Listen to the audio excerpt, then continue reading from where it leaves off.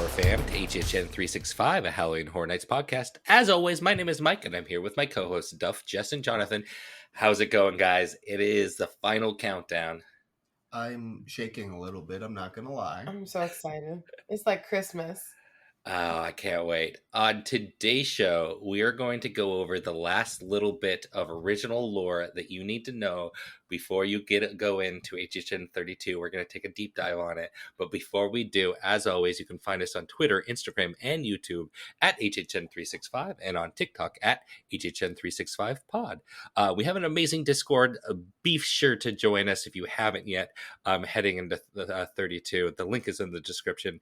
And we have an amazing merch shop where we just dropped brand new merch at HHN365.com. And you can always leave us a voicemail at 407-906-4134. We have a lot to cover. Let's get into kind of our housekeeping news. We had an amazing trivia event. Oh, it was so good. The turnout, I want to apologize. I always said, please try to show up around 7:30 if you want a seat. Liar. At 6:45, there were no seats. Yeah. So Yeah. I am sorry. Next time we will say show up, I guess, an hour and a half before. But next time also the space will be It'll little be bigger. different. Yeah. That's true. Yeah, can we talk about that? The Half Barrel Beer Project is expanding. So they've taken over the barbershop next door. So hopefully by the next time we do this, there'll be a much more seats for everyone. Yeah. About double the size. So, then you could show up at 7:30. But we'll talk about that when we get there in March or something. But yeah, so if you showed up and there wasn't a seat, we apologize. I hope you stayed and I hope you had a good time. But next time, the space will be half the size. So please show up again. Half the size? Double. Oh, no. Oh, I mean double the size. Yeah, sorry. But yeah, thanks for came. That was my favorite one yet. It was just such a good vibe. Amazing. It's incredible. We got name tags. We got name We tags. got I Scoops know. Ahoy name tags. Yes. Yeah, we have some amazing listeners. We got a lot of gifts. I have an awesome bracelet that says Vamp Bitch. Zodiac bitch. Jungle bitch. Chucky bitch. Thank you. Yeah. Those are now our names. Yeah, thank Brother you. was like, my parents listen to this. I can't say that. Oh, he's fine. He literally is saying, never mind. My mom asked for the very first time in 4 years what the name of my podcast was. Oh, And I still my gut dropped a little bit, so I get where Jonathan. that's fair. It's you won't like it, Mom. You won't like it. Yeah, Our podcast is the RIP tour. I've turned into a British man.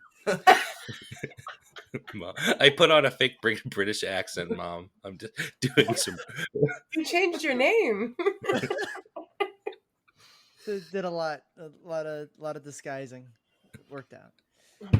But that's not all. We also were lucky enough to get a great package from Designs by Jesselyn, who makes some awesome jewelry.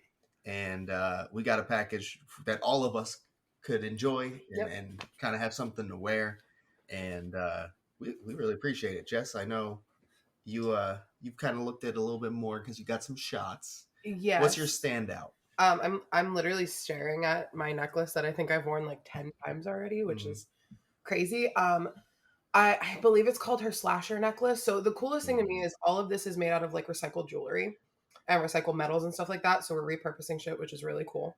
And the necklace that I chose, she kind of related it to the rumored Megan hoard that hasn't been announced. Maybe is coming. Who knows anymore?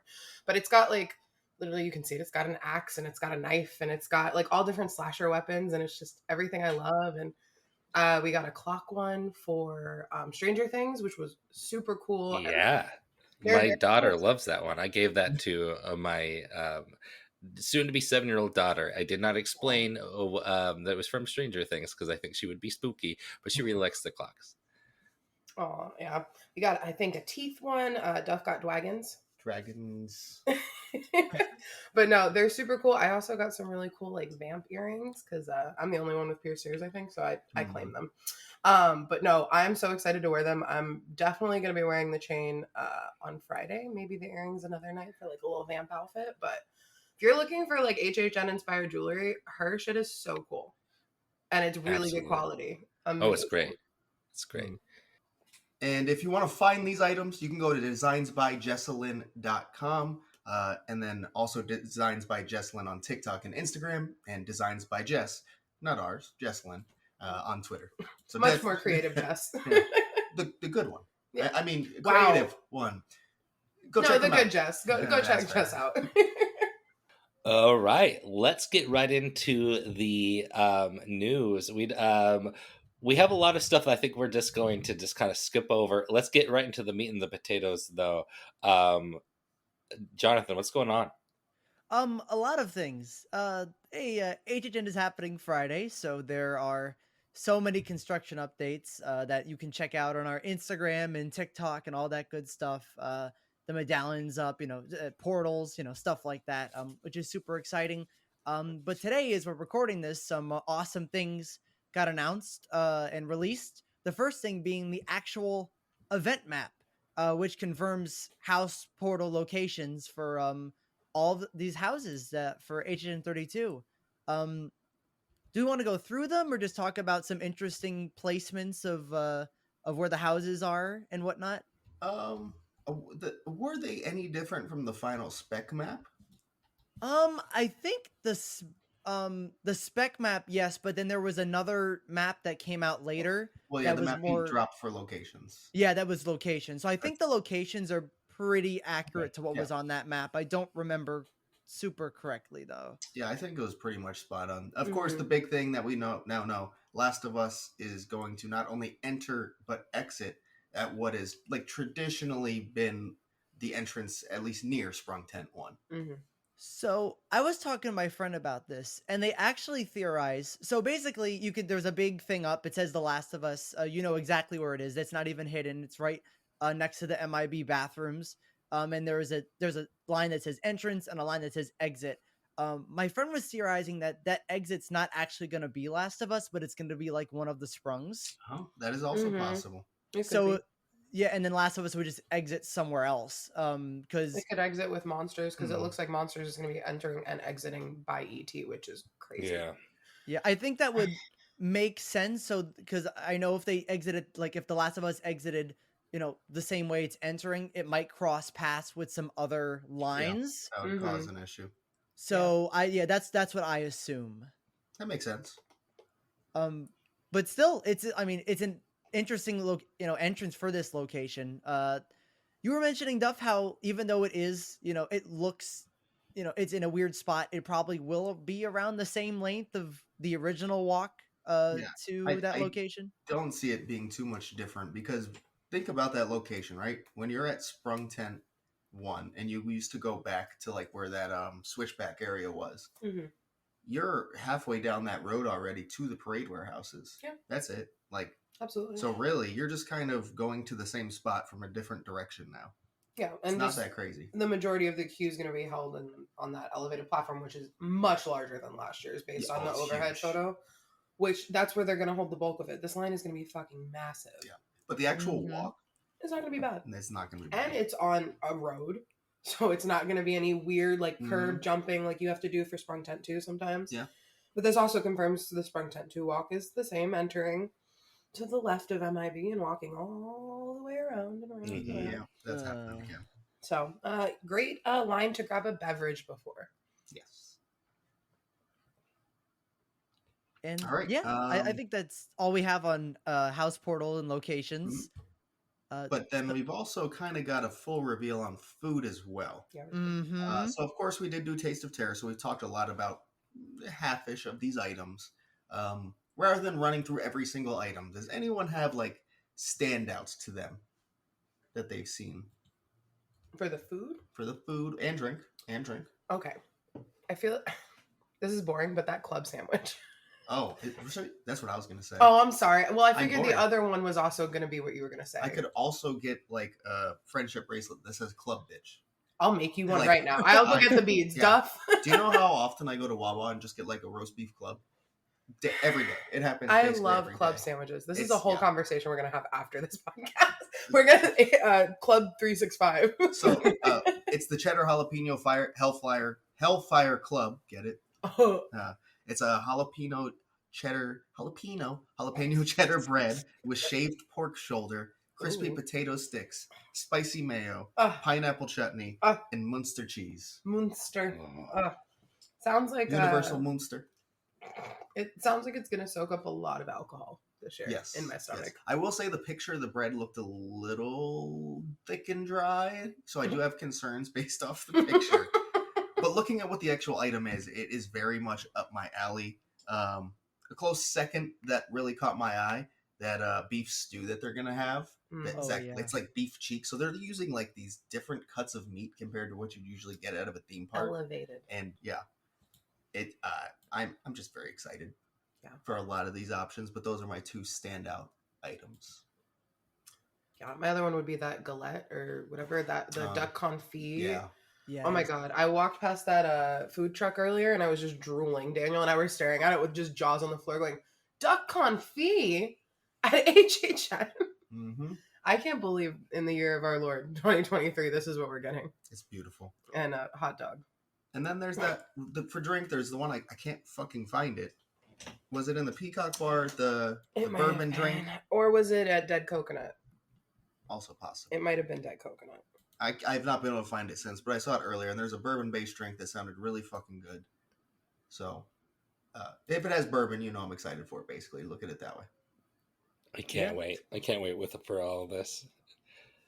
The item that catches my eye the most is something that I don't usually care for, and that is the Twisted Taters. I like them, but they're never like my favorite thing. But the Infected Tater looks super interesting. Mm-hmm. Like I never imagined Twisted Tater like with mushrooms, that sort of flavor. So I'm interested to see how that tastes, because that actually it sounds really fun to me. I think that could be a really fun item to have. Yeah, they have some fun seasonings for the Twisted Tater too. I don't know if these porcini dust, mushroom dust. Yeah. Where the fuck's my salt and vinegar though? I'll take mushroom dust at this point. Umami flavored Twisted Tater dust. Listen, I want to try it. I want my salt and vinegar back though. Yeah, same. Can you imagine if you could mix that with salt and vinegar? Ooh. Just like a dash of salt and I vinegar. would be. I think you and I would be snorting the fallout from that dust. I think I found the drink because it was also the drink I was looking forward to. The Chucky Heart of Dumbala. It's bourbon, agave, lemonade with blueberry and Malbec on top and glitter at the bottom. Ooh. Chucky wins again. All right, Jonathan. And then also, Mike, I don't know if you saw this, but also up your alley, they are finally working with a local company, a local brewery, on just an HHN beer. So it's going to be Crooked Can's Bloody Murder IPA. I missed that completely. Oh, that's awesome. Yeah. I've been asking for this for a while, to have like an HHN beer collab, and we're finally getting it. And it has no info that I've seen posted anywhere, but I really hope Bloody Murder is not just a name and it's like a blood orange IPA, because yes please. Yes. Yeah. Any other food or drink items, or everyone just ready to eat it all anyways? I'm so excited. Did we talk about the Witch's Spell Cauldron Stew yet with the green chili? That looks returned. Oh, it's back. Yeah, it's back. This looks really good. You know, it hasn't returned. No, what? The PB&J. No, we're not talking about No, we're not talking. No, it's not official yet. Louis' menu has not dropped. We haven't talked about the gross hot dog though with the Kool-Aid pickles that I keep referencing. The funnel cake hot dog. Oh god, I'm gonna try it. Kool-Aid pickles are amazing. Listen, you put a pickle on it, I'm gonna eat it. I'm a pickle bitch now. We need pickleback bracelets. Yeah. So many bracelets. So many bitches. Yeah. I'm sorry. I need to get my 6-year-old to start doing some child labor, making some friendship places. I don't know if we should be teaching her how to spell bitches. I'll have her spell it britches, and then I'll just remove the R. We're talking about pants. Yes. All right, back to opening week, please. I don't know what else. They've taken stuff down in prep for the hurricane, just banners, which is normal. The medallion. I went to go see it for the first time, and it was not there. Yeah, so that will go back up. Friday at the latest.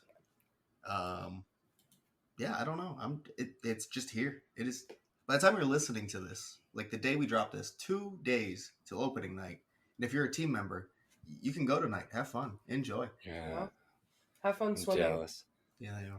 Swimming to each house. It might be a wet team member preview. Yeah, but it sounds like it's still happening, and that's all that matters. It seems like it is, and it doesn't. I don't know if scare zones will be there, but the houses will definitely be there. I mean, Friday's looking wet too. Looking like a wet Always. weekend in Always. general. Yeah.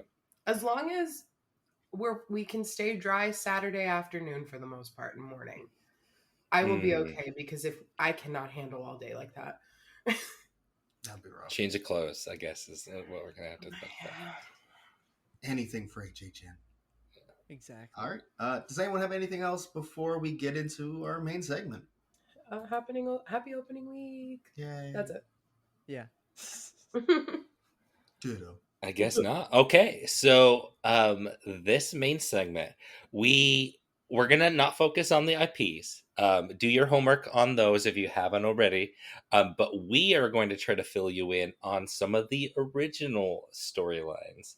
So if you haven't been listening to the Discover Universal, what are they calling those, haunted tales?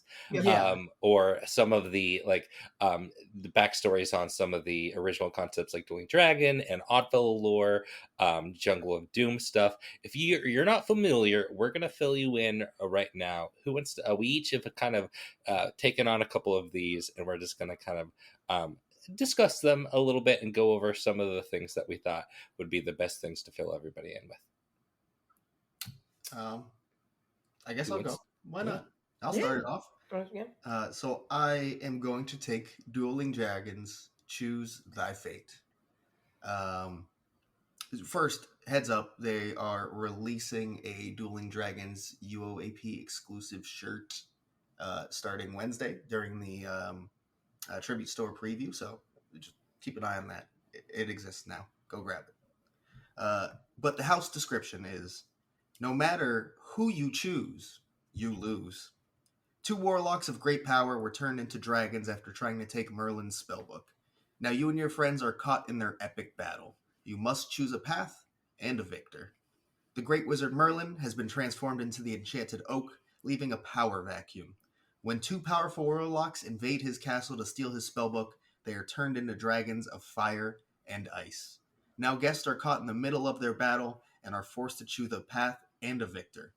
But beware, one never knows who will win in Dueling Dragons. Choose Thy Fate.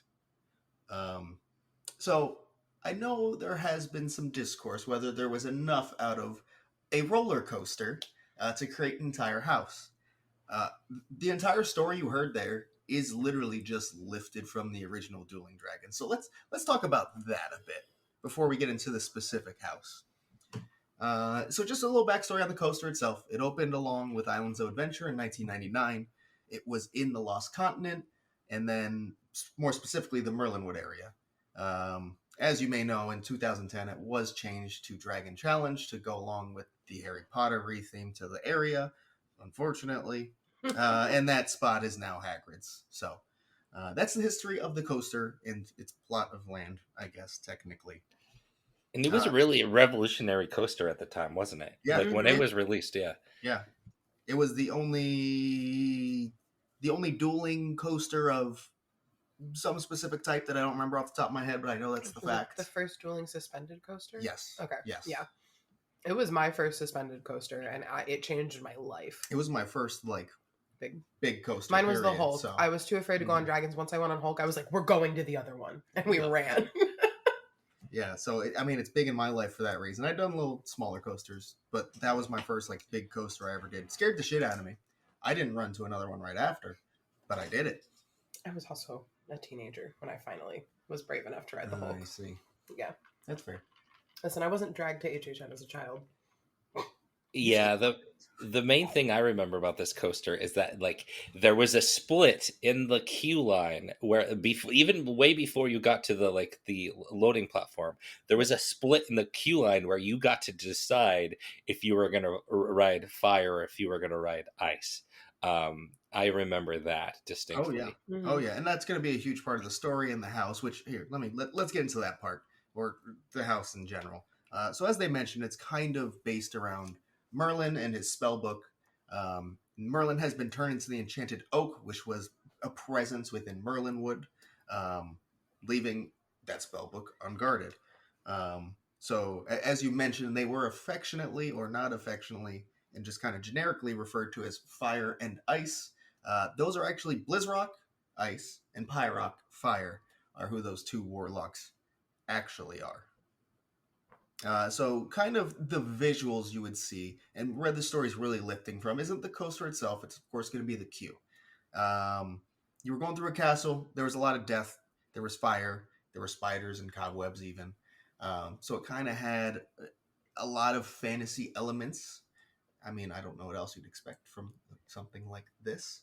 But at the time, especially for a coaster, visually, this queue was just about as good as you can possibly get. Yeah, really dark too. I remember being Oh, yeah. yeah, it was like almost felt like a Horror Nights house just in the queue. Like, so I think it lends itself well to a Horror Nights house because it was kind of like already.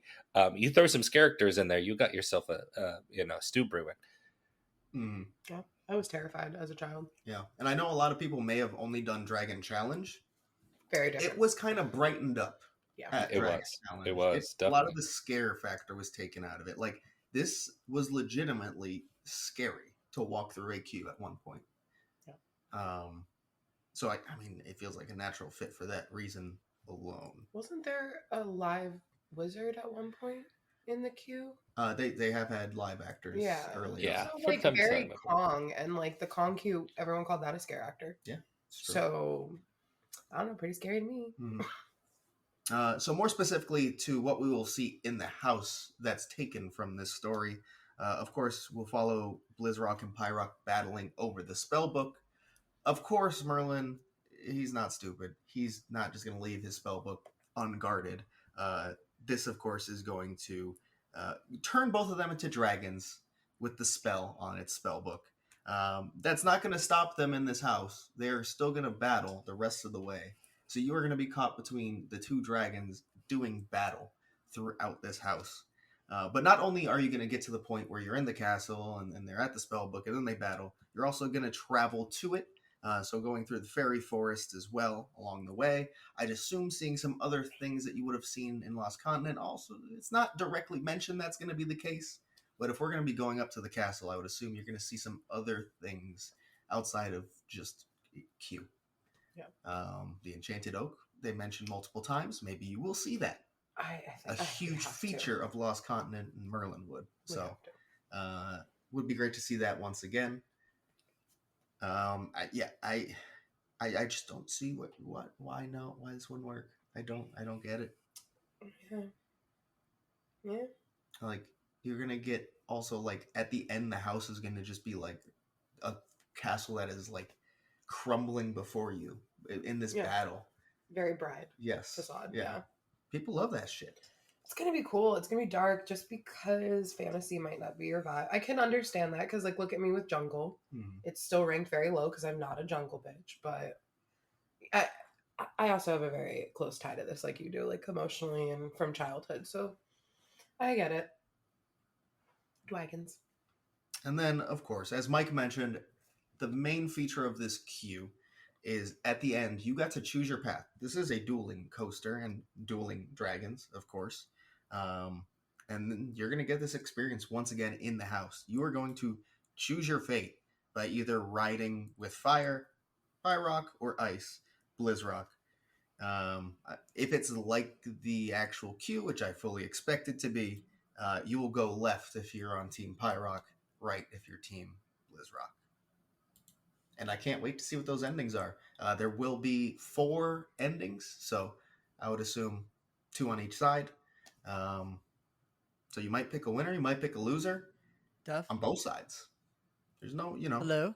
guaranteed winner for going one way.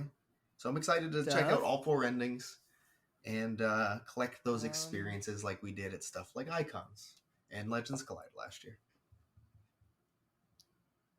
And at the end of the day, I have a very good suspicion that we're all going to be winners, having walked through Dueling Dragons Choose Thy Fate. There is no loser, except whatever dragon loses. So we're winners. We're all winners here.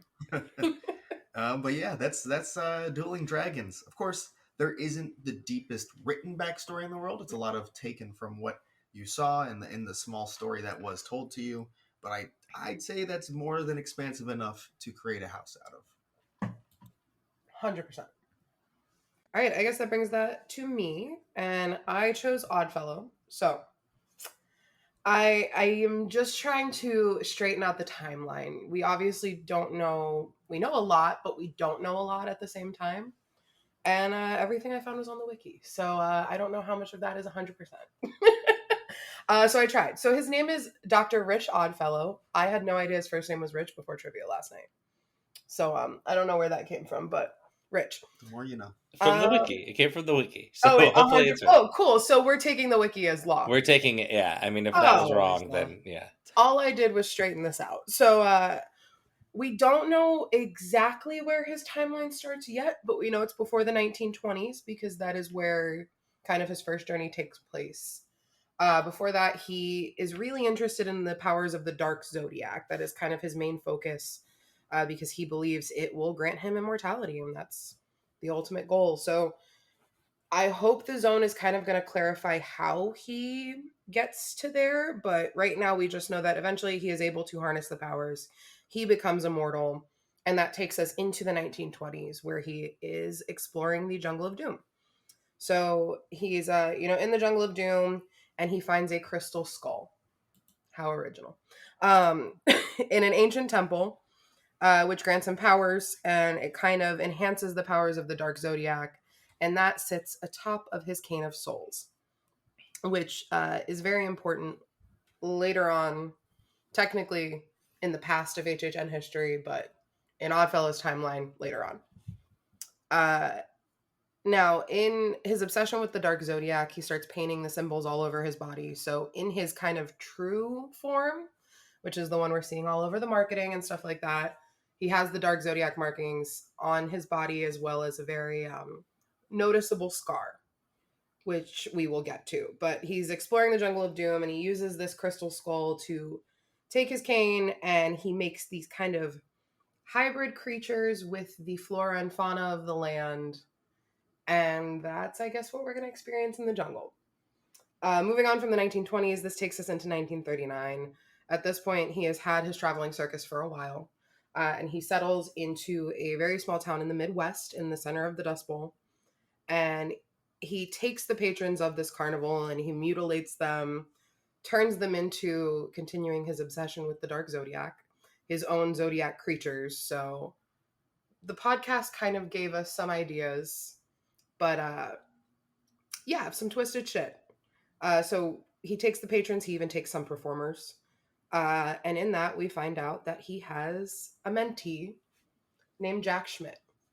Obviously, we know that is Jack the Clown. Who's that?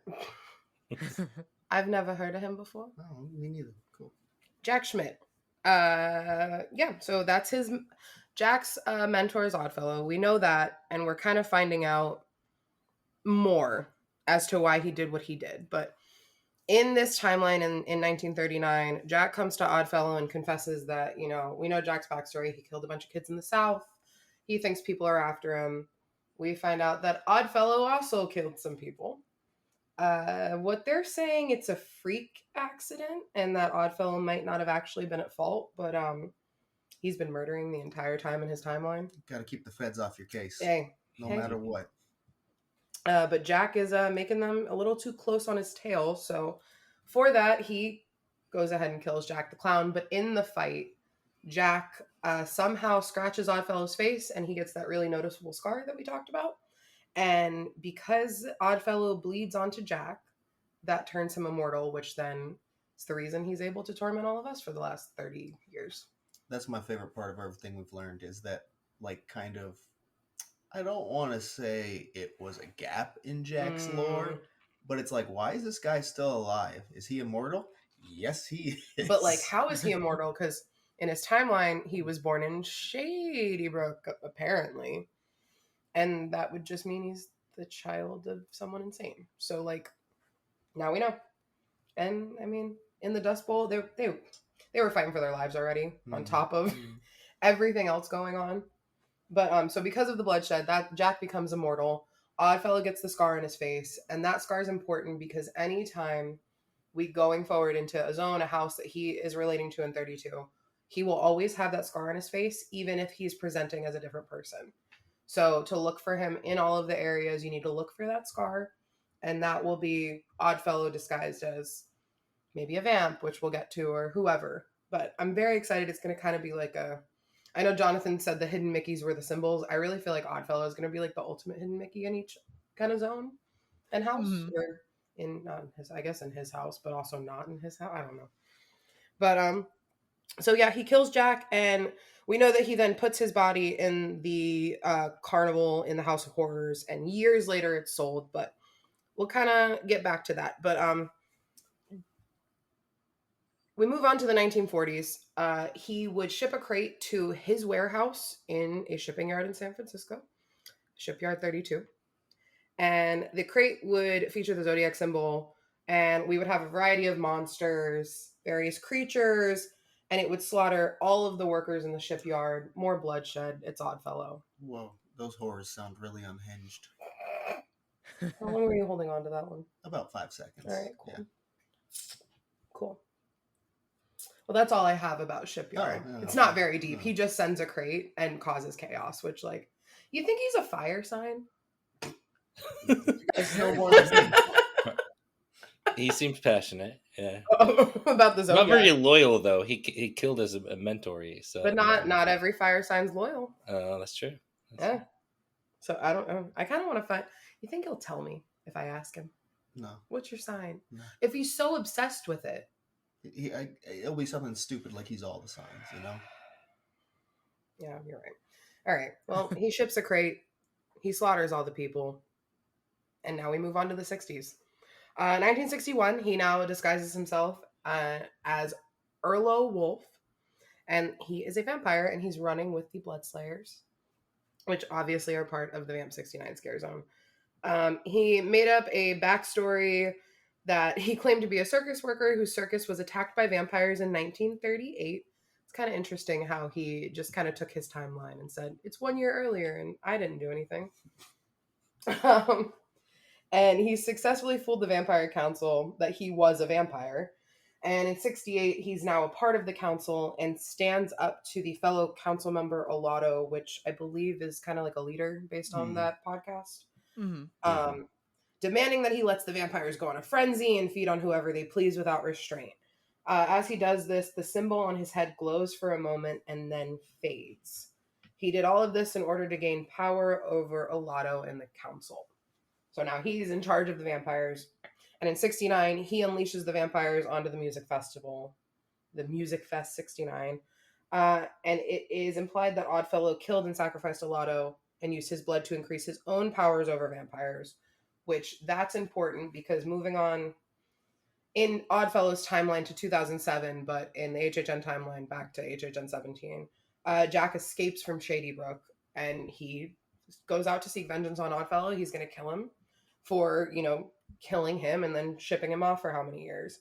He goes to the carnival and he finds the Cane of Souls and steals it.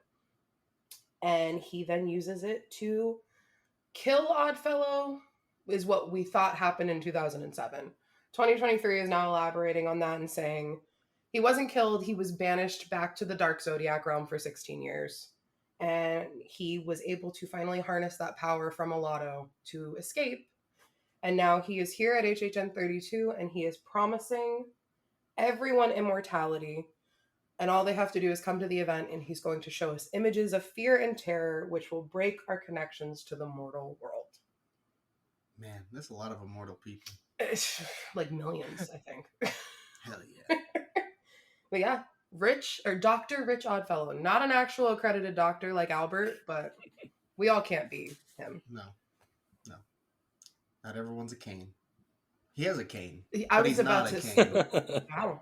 Oh, no. Oh, wow. Well, I'm rethinking this. I'm very excited to meet him, and I feel like we'll have 10 times more to add to that in 3 days, not even. Yeah. So Oh yeah, very excited. I guess I'll go next. And the one I picked, the original I picked, that has quite a background in HHN history, is a Yeti Campground Kills. It's the only one of all of the things we're going to talk about that I experienced the beginning to now, HHN32's house. So I thought it was kind of fitting. And in order to talk about the Yeti, we got to first explain what they are in every house because none of them have actually been Yetis. They're all sort of based on other creatures. Its first iteration in Slaughter Cinema, Attack of the Swamp Yeti, they were actually swamp apes. In Terror of the Yukon, the house in Agent 29, it was based on the Sasquatch. And in Campground Kills that we're gonna get this year, it's based on Bigfoot. So while I will be referring to them as Yetis later here, none of them are actually Yetis. That's just kind of what they're called as sort of like a running joke in as in the designers, which I find very fun. I really like the flair you put on Sasquatch. You're like Sasquatch.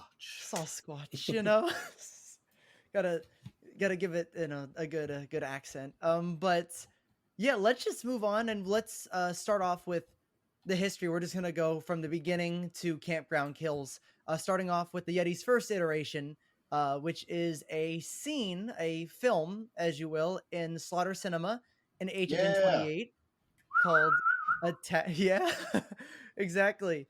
Called Attack of the Swamp Yeti, and the mini description they gave for this particular film, which was the final scene in the house, was it was supposed to be a fun, harmless trip with friends. What started as a campfire legend, it became all too real. Attack of the Swamp Yeti, the undeniably true story. So yeah, this is obviously a true story. Absolutely happened. 100%. Not made it up at all. And like I mentioned before, it was the last scene in the house. There's not too much backstory here besides that it was a theme to a swamp with a lot of Yetis popping out behind trees. And something I found really interesting because I didn't even remember it because I only went to this event once for one day, so I only went through Slaughter Cinema twice. That it did feature a tent at campfire and 2 dead campers, which I find really interesting because I mean HHN32 obviously we're gonna have another campground setting, so that's kind of cool. We're sort of going back to the first iteration of the Yeti in a sense, which is really fun. But moving on, we're gonna talk about the Full House, right? Technically the sort of sequel to this little scene in Slaughter Cinema, and that is the Full House. It got an HHN 29 Yeti Terror of the Yukon. There's a lot more to talk about with this one. The description is, in a remote part of Canada, loggers and trappers seek refuge from the elements. You're in Yeti territory, and they'll stop you cold. And a little bit more description. Entering a logging camp called Shadow Creek that's been torn apart, floors caked with snow and gore. Right outside, screams are frozen on the faces of those who fled the towering monsters, only to succumb to the elements. Cringe at the trail of blood leading to the caves no humans have lived to see. And we're not going to go scene by scene through this house. If you're interested in watching a walkthrough, definitely go and search on YouTube and look at Terror of the Yukon. I think that's one of my favorite HHN walkthroughs. Like, all the videos on it are really clear and it's very cinematic. But we're going to talk about some fun things about this house. And the first thing is that the code name for this house was Jerky, which is funny because it's a reference to the Jack Link's beef jerky commercials that had a Sasquatch. So that's one of the better ones they've done, I think. Absolutely. Not I find that it clever. For our pleasure or anything, but I enjoyed it regardless. Yeah. It's fun little code name there. And just giving a brief overview if you guys never went through Terror of the Yukon, instead of going through every scene. Basically, this house was known for its cold temperatures. It was, I think, the coldest of that year in 29, and everyone's like, "Oh, it's hot outside," but you go in Yeti, and all of a sudden you're fine. It was known for its inventive yet long scares. It had a lot of scares. It had a lot to it, but they did take a while to reset. And some of these that are the most famous for is the famous door scare, where someone would come out and look at us and just go shh, and then a Yeti would slam a door right on him and kill him instantly, which is if you caught it, a really funny scene. There was another one where there was a Yeti on the top, like above you, and you were looking at it. You were focused on this Yeti that was super high up on a platform, and you're like, oh, that's a cool Yeti. And then an arm out of nowhere comes down and just destroys you as you're walking past it. It just goes right by your face and you jump, which is one of the more clever scares. I think that got a lot of people. I think that's one that people really associate Yeti with. And one more that I find really fun is the arm through the chest scene. I thought that was a really cool effect where there was basically a guy who was walking out, eventual victim who's looking at us and he's trying to get out of where he is. And then the Yeti comes and basically puts its hand through the chest of the victim, which was brutal and looked very cool. It had the comedic element when the Yeti kind of just wiggled its fingers around. It's like, oh, look at me, but yeah, it had that's exactly Jonathan of that Yeti. That Yeti sure did sound like Jonathan, yeah. Yeah, just a little bit. a little like Mario. Look at me. Look at me, I'm just a Yeti. I mean, just the Yeti.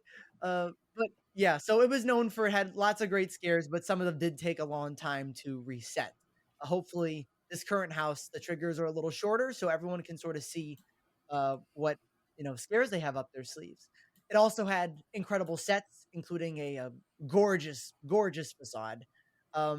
It had dark comedy. It wasn't completely a dark comedy house, but as some of the scares I mentioned before, there was a couple of silly moments and some things that didn't take itself too seriously, such as some of the triggers and scares and voice lines and stuff like that. And of course, the size of the actors. Every scare actor in here that was a Yeti was very big. They were towering over you, and you felt that. If you were scared by people who are a lot bigger than you, then this house definitely probably scared the shit out of you, because there were tons of people that were just towering over you. It was crazy. The last scene in the house was very much inspired by the Attack of the Swamp Yeti room in Slaughter Cinema. Almost looks the exact same, just with a bit more snow to sort of fit the theme, which was a really fun callback considering this was a direct sequel to it in some ways. I don't know the timeline, but it was definitely a sequel to it in some ways. The last scare was this humongous Yeti that always got you. It was so big. It was bigger than all the other ones in the house, which is quite impressive. And that was a great singer scare. There was a short story based on this house written by Charles Gray, released in 2020 on the Discovery Universal blog. I don't really need to go over it because it's kind of just giving a little bit more, detail and character to the house itself. It's nothing like particularly too new and information you need to know, but if you're interested and really want to dive deep into that particular house, make sure to read it. And one more fun fact that I just thought of now. At the end of HHN29 promoting for Christmas, they had a special guest Santa and his elves go through Terror of the Yukon. Oh yeah, they did. I remember that. They did. One of the best of the short form videos they've made for HHN. Yeah. Ever. It was incredible. It was so hilarious. For a minute, I'm like, I'm not mad that it's changing to Christmas. Just for a minute watching that video, I'm like, this is funny. I like this. They're definitely on the naughty list. Before we get to the house from 32, there is really one more big surprise cameo. They've used the big Yeti costume a couple other times, but this one was distinctly the Yeti. And that is a surprise Hellblock horror cameo at HHN 31. I forgot about this, and I'm very, very happy that I can talk about Hellblock again. But basically, there was a scene in Hellblock with a big cage and a little opening, and the Yeti was just in there. And it was a Yeti in a little prison jumpsuit, which was very funny to see. The Yeti wearing that, it was kind of cool. And there would just be an opening, and the Yeti would put their arms out at guests or go all the way out of the opening, depending on the scare. And yeah, in the lore, one of the Yetis made it to Hellblock Horror, which is quite funny. Someone had to put that suit on it.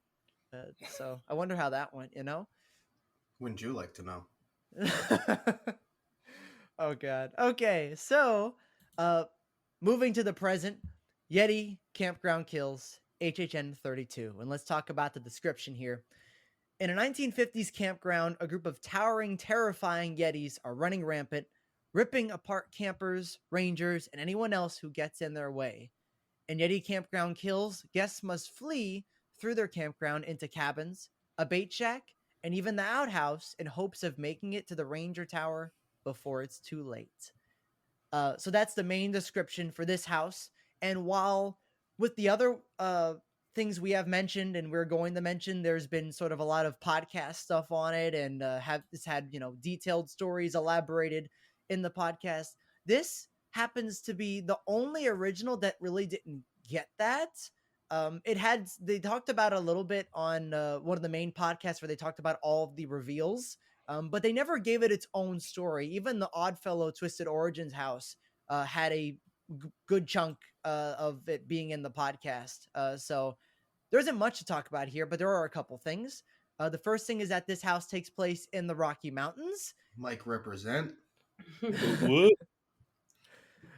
next is that this will be a dark comedy house.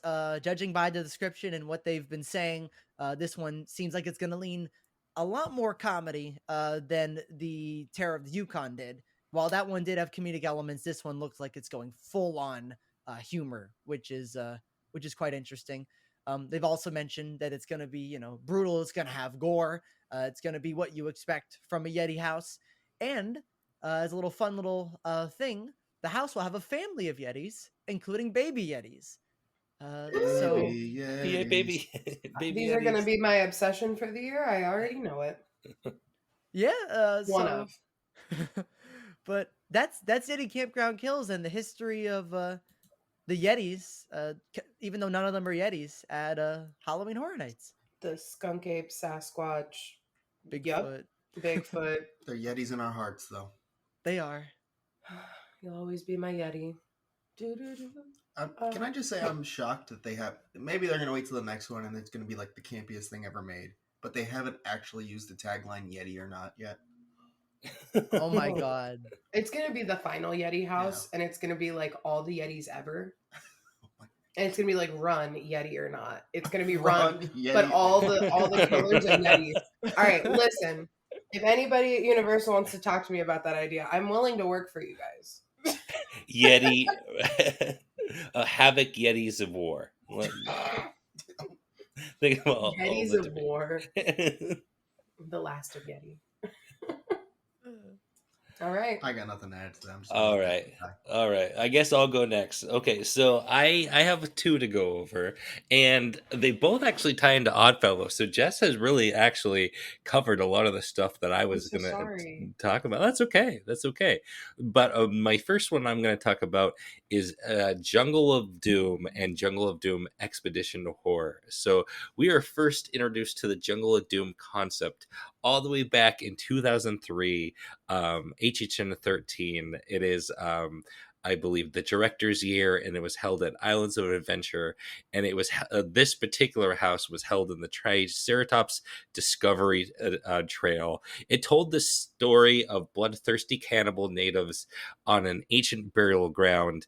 And honestly, that's I tried to find like a really fleshed out story, and you really couldn't find much. I don't think they really flesh them out, the stories out all the time as much as they do now. So I really couldn't find much, but I did find that it had 13 scenes, because apparently all of the houses had 13 scenes that year, and that you would kind of go through, and there'd be like a lot of cages, a lot of skulls. It was very bloody. And I think they, it's not going to be exactly the same story that they've kind of, so they're kind of calling it like a semi sequel. What I'm thinking is it might not even be the exact same jungle. They're kind of, when it comes to the new zone, they're kind of, it's like they're borrowing the name, but not necessarily the exact same lore. And I mean, from what I can gather. you couldn't do Jungle of Doom again in the sense that you couldn't use the cannibal storyline anymore. You know, you I can't was use. a yeah. I don't know if You we can, wanted to you can talk have about that. cannibals exist. You can't like the native cannibal thing is just not Yeah, appropriate. yeah, So they could, there's no, and that's like you said, that's kind of all that story was at the end of the day. So this is kind of the only way to really reuse it is more in name and just yeah. I have a feeling that Jungle of Doom was kind of a way to do like kind of like a King Kong type thing back before they really wanted to use an IP like that.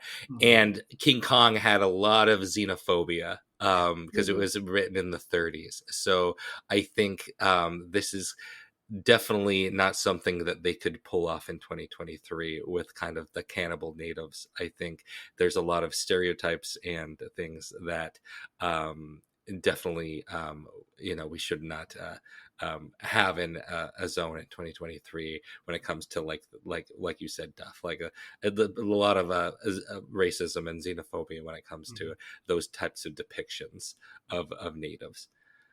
Which is nice. They're kind of retconning the name, and now we get a nice Jungle of Doom we can appreciate and talk about.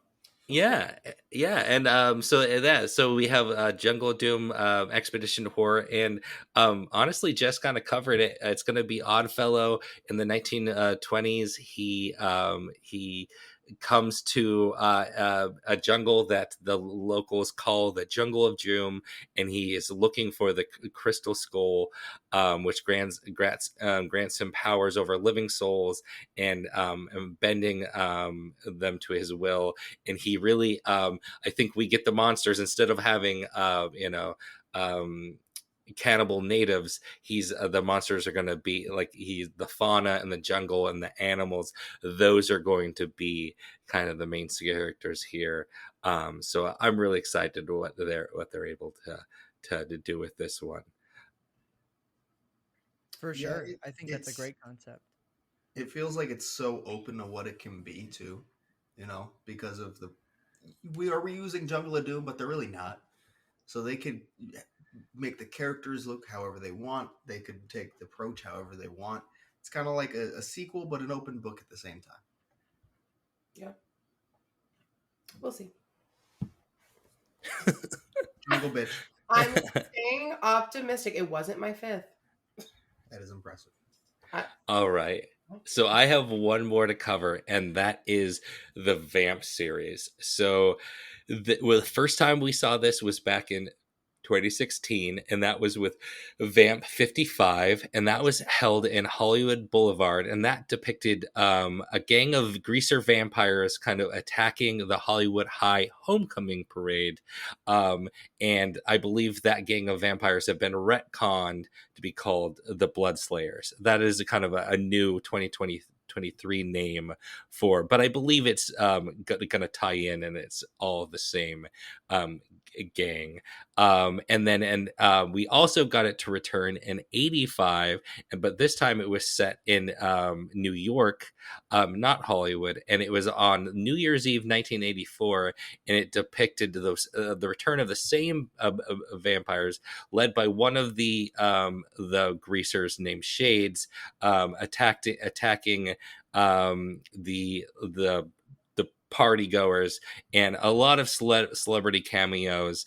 I've noticed that a lot of kind of I think these characters kind of really had a got to like make it a lot of their own kind of backstory and characters, because the wiki has a lot of stuff that's probably not canon here, about a lot of fleshed out stories about some of these characters. So I think they really got to kind of run with it. But there is some canon that kind of ties these two together, where in 2020 Blake Braswell wrote a short story, and that is kind of about these two friends named David and Chuck, who go to an old record store, and they Chuck is really excited to have David meet someone who's going to tell him about this this accident that happened in 55 at this homecoming, and he's really excited. And they meet Shades, who is this kind of a greaser type, and Rockabilly's playing in the back, and Shades tells kind of the story of what happens at the homecoming parade. And this is where we kind of find out that the apparently the ice cream man is so the greasers roll up, and they're about to battle the homecoming parade, and they just kind of roll up there and stare down, and the ice cream man kind of goes up to them, and he doesn't know what to do, why all these greasers are here, and he offers the greasers a scoop of ice cream, and instead of eating ice cream, they just basically attack him, and basically start the the slaughter. I thought that was a fun little story that I had fun reading. That he offered them ice cream, and then the kind of the end twist of the story is that David, who is an unsuspecting victim of hearing the story, Chuck turns out to be a vampire and turns David along with Shades, and then they are getting ready to go attack the partygoers in Vamp 85.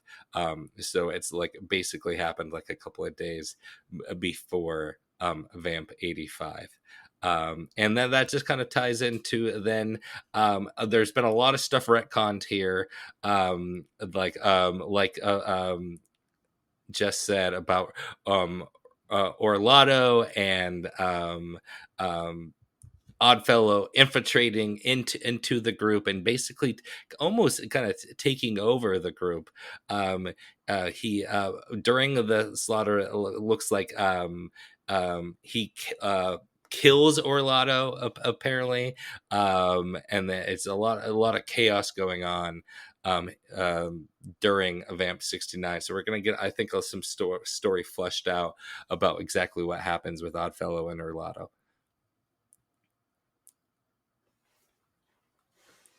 Does anyone have anything to add about a Vamp or Jungle of Doom?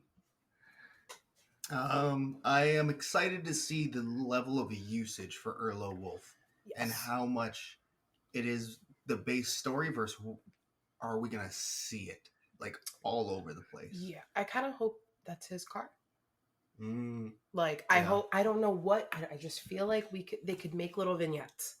Like 55. I didn't get to experience it, but that was everyone talks about it. The characters, the actors made it. I really hope we're going to get that storytelling. And it's not about just the stage this time. I really hope. Yeah, for sure. Yeah. All right. I think that may have been all of it. Yeah. And I think we covered, we covered all kind of the original concepts that had, some tie into something before in HHN. I cannot wait to see how quickly this grows within a couple days. Yeah. We're going to learn so much more. Yeah. Maybe we'll have a second catch-up episode. Here's actually everything we missed. Here's what you missed on Glee. All right, I believe we have some voicemails to go over before we wrap it up. We do. So this is from 2 weeks ago, I believe, because we did end up skipping voicemails last week. It's a long episode.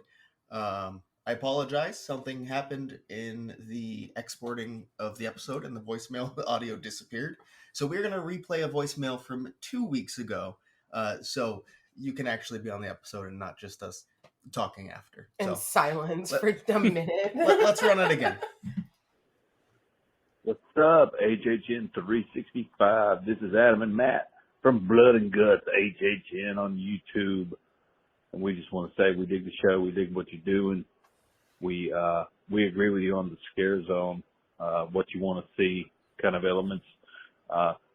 What we don't want to see is a lot of stage elements in the Hollywood zone, coming off of the great, awesome zone that was Graveyard, Deadly Unrest. Let the characters roam the street. Let them just do their thing, make it awesome. Don't have it all on stages like they did before. Looking at you, Horror Nights 30. So, yeah. Keep up the good work, guys. Dig the show. Stay spooky. Well, thanks for actually being on the episode this time. Yeah. At our fault, not yours. Appreciate the voicemail. Yeah, I mean, I think we mainly agree about the stages, that they aren't necessarily bad, but we've seen them used poorly, like mentioned, HHN30. It just, most of them just kind of felt like they're away on a stage. Of course, that year there's a reason for that. But even going into last year, it kind of felt like they kept that going in some instances when obviously they were not doing it for any sort of precaution. Maybe they just already had the stages. You know what? Put it out. Hey, they love to reuse things. But no, I know I said I want like high concept with stage moments. I think the stages we already have over in Zodiac are enough. And maybe just like some kind of set piece, maybe not a stage. I think you're absolutely right. And thank you so much for your voicemail. Absolutely. I believe we have one more, right? Yeah. Hi, I just want to say I'm a huge fan of your guys' podcast. And you guys always get me so excited for each year of HHN. But this is actually going to be my second year going. Last year was my first year ever. And I just had a question because this year I really want to see the opening ceremony and I want to be like front and center and be able to see everything. So what time would you guys say that I should be outside the front gate waiting? Thank y'all so much, and I love y'all's podcast. Thank you. Thanks so much for your voicemail. Glad you're enjoying the podcast. It is tough to say because it does depend on the night. If you're going opening night, it's going to be enhanced by like an additional hour. So like at least 2 hours before the event starts, at least at that point. I was going to say 3 o'clock. Probably, yeah. Get to that gate. Yeah. Unfortunately. If it's not opening night, you can knock about an hour off that probably, to be fair. Then you could do like 2 hours before the event. Even an hour and a half would probably be fine and see it just fine. It also depends on the day of the week. If it's also like a Wednesday, Thursday, Sunday, you probably don't need to get there as early. But like a Friday, Saturday, whew. Yeah. So this year is going to be unique because they have that stage, so you might be able to see it far back this year. We really don't know what to expect, but normally on normal year, if you're not in those first couple of rows, you are not going to see much. So you would really need to get there early. So I would still plan for that. Get there early. Try to be some of the first couple lining up. I actually did rope drop and see it last year. I was pretty far back though, and I had got there at like 4:45. The park was still technically open when I got there, so you're gonna have to get there a little bit earlier than me. So I would definitely look at earlier than that. All right, so we totally lied. We actually have one more voicemail. Hey 365 crew, my name is SJ, and I'm a day one listener of the pod. My first year going to HHN Orlando was in 2019, which just so happened to be the year you guys started, so I feel like we've been pretty aligned and in sync since then. I'm super excited to hear all your hype lists, even though I think I have a general idea of what might be some of your tops versus your bottoms, but overall, I'm so excited and hyped for this year. I mean, HHN32 is truly going to be a huge event, and really, I think it's for the girls and the gays and the bays. Yeah. They really shoehorned a lot of references in here for us. I mean, we're getting Fans for the Opera for all the musical theater kids. Also, Jekyll and Hyde has a musical that people are forgetting about. Leslie Odom Jr. giving us some Hamilton rep in the Exorcist house. We have Chucky, who is like one of the fiercest non-binary allies of our time. And I mean, an entire scare zone drenched in rainbows. Come on, they knew what they were doing. But my question for you guys isn't necessarily related to hype, but more so location. So, Epic Universe is set to open in 2025, and there is going to be a land dedicated just to the monsters and the spooky vibes. Do you guys foresee Horror Nights moving over there permanently? And if so, does that mean we are experiencing the last or one of the last events in Universal Studios? Let me know your thoughts. Also, my New York City squad and I will be down at the event the last weekend of September. So if you guys are around and available, I would love to say hey in person. We may or may not be repping some 365 merch. Just saying.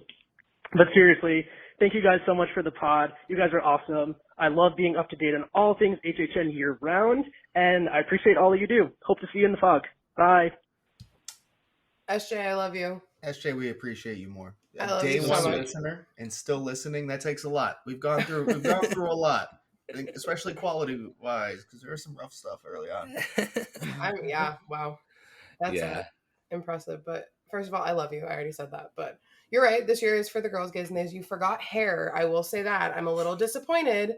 Hair also relates to Vamp. So you missed a musical there, but I will forgive you. Brush up on it. When you come down in September, we'll have a pickleback over it and we'll talk about it again. Have I mentioned that Hair is one of my favorite musicals? I don't think we've talked about it on the show, but that makes a lot of sense. I It's mean, it also lines one of up. mine. Yeah. It lines up with the hippie stuff. Yeah, I love Hair. We need to just stand in the middle of the zone and sing Age of Aquarius together. Well, maybe SJ and his friend group can join us too. Maybe we can all do it. But in 365 merch. In 365 merch. Well, wow. Yeah. I have nothing to add to that. So, as a non-theater kid, I'm going to go to the question. And could this event move to Epic Universe? I mean, okay, yes, anything is possible, but I would put that at a very, very low probability. When it went to IOA, it was basically to fluff attendance at that park. They wanted help at that park attendance-wise. HHN was guaranteed visitors, and that worked out well. The reason it didn't last long at IOA is because we have a park that's kind of built to host it in a way. It wasn't actually built with that in mind, but sound stages in the park, the sprung tents also there, of course, too, were built for HHN. The wider paths and walkways, it's just very suited to what HHN needs. And I would assume Epic Universe is going to be more IOA style in the sense where theming will be a lot more important than large walkways. You know what I'm saying? Yeah. And they aren't going to have available sound stages and buildings they could just pop houses up in January or February. Yeah. So I would say the chances are very slim, and I don't think Epic's going to have any attendance issues either. Oh, no. And I also see them then being able to keep Epic open even later, because then they don't have to close it for HHN. I feel like a brand new park, state of the art. We haven't really had that in Orlando. I mean, it's Volcano Bay, you could argue, but like, I know they call it a theme park. It's a water park. I'm sorry. But like, this is the first we've had in a while. So they're not going to want to close it in the evenings in their first couple of years. Yeah. So is it ever going to go there? I don't want to say no. Anything's possible, but I don't think it's going to go anytime soon. I think there are just a lot of lanes that are also off limits. You know, Nintendo can't touch How to Train Your Dragon, probably can't touch, you know. That's 2 lanes of your park right there. Harry Potter, you probably can't throw anything in there that is not Harry Potter in there as well. So that not a lot of space for it when you take out, you know, that stuff. And then you could even talk how like maybe Monsters aesthetically fits it really well, but where does anything go? Yeah. Look at the concept. 1, like space-wise, there's just not a ton. 2, it's just full of attractions. You're gonna have to shut something down if you want to put a house up. Yeah. One thing I think they might do is that this offers them an opportunity to offer a more family-friendly event. I could see them have something more similar to like Mickey's Not So Scary here. Offer something that's definitely Halloween, maybe something that is after hours that's going to be, but more geared towards a family-friendly. I think that this park could potentially give them the location to do that. Yeah, especially with the lens it has, it can kind of cater to that already. So, yeah, I can see that. Do Luigi's Mansion in Nintendo World. Come on, yeah, be good. Yeah, but yeah. So I'm not saying that I do think that they might do something for Halloween, but I think HHN is probably going to stick around at its location. Just it's kind of already stress test for that area. Yeah. But we will definitely be around the park the last weekend of September. We will. Oh yeah. Be back from We'll be back from Hollywood at that point. So we will be there. Let us know when you're there. We'll have some stickers and we'll take some picklebacks. Yeah, and you mentioned you're from SoCal. We are going to be in SoCal. No, New York. New York. New York. I'm sorry. I thought I mentioned okay. I thought okay. It's okay. Never. Hey, New York, you're in the theater capital of the world, so brush up on that hair. But that's it. It's opening week, guys. We're here. Oh my God. It's 32. Can you believe it? The next time they listen to us, we will have done 3 nights of the event officially. Ooh. Yeah, 3. Just 3. Just 3. Yeah. Just only 3. That's it. No one else more. No, we're also going to do unmasking. I don't think we talked about that. That's true. Oh, yeah? We're unmasking opening weekend. So like when we do the episode, we will get to talk a bit about that. So a lot of info from us. Yep. And we're going to do the same thing we did last year. We'll do a non-spoiler review, and then we're going to take all of we're taking off the wheels and we're going to go after that. And you're going to be warned, and you're either going to listen or you're not. We love you all. My feet hurt already. Mike, I don't want to think about it. I drink the pain away. We'll be swimming to houses, and I can't wait. Blinky cups in the air to protect them. Yeah. Everyone work on your treading. Get your waterproof shoes ready. I don't have those. My Vans will be drenched.